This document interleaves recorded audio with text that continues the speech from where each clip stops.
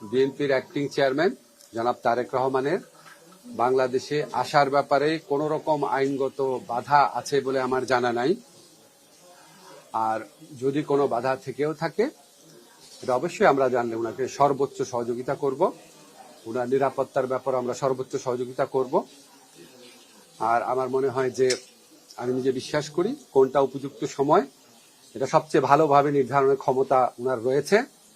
উনি যেটা উপযুক্ত সময় সেই সময় দেশে আসবেন বলে আমি বিশ্বাস করি। আর সেকেন্ড একটা কথা হচ্ছে যে ধরেন আমাদের অনেকে ধরনের মন্তব্য করে থাকি যে উনি কেন আসছেন না, এই সমস্ত প্রশ্ন তুলি।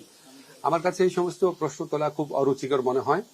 এটা মা ছেলের সম্পর্ক, এখানে কোনো বেগম খালেদা জিয়ার কোনো ইনস্ট্রাকশন আছে কিনা বা এখানে ব্যক্তিগতভাবে তারেক রহমানের কোন রকম চিন্তা আছে কিনা সেটা তো প্রিজাজ করার বা সেটার ব্যাপারে কমেন্ট করার আমার কাছে রুচিকর মনে হয় না।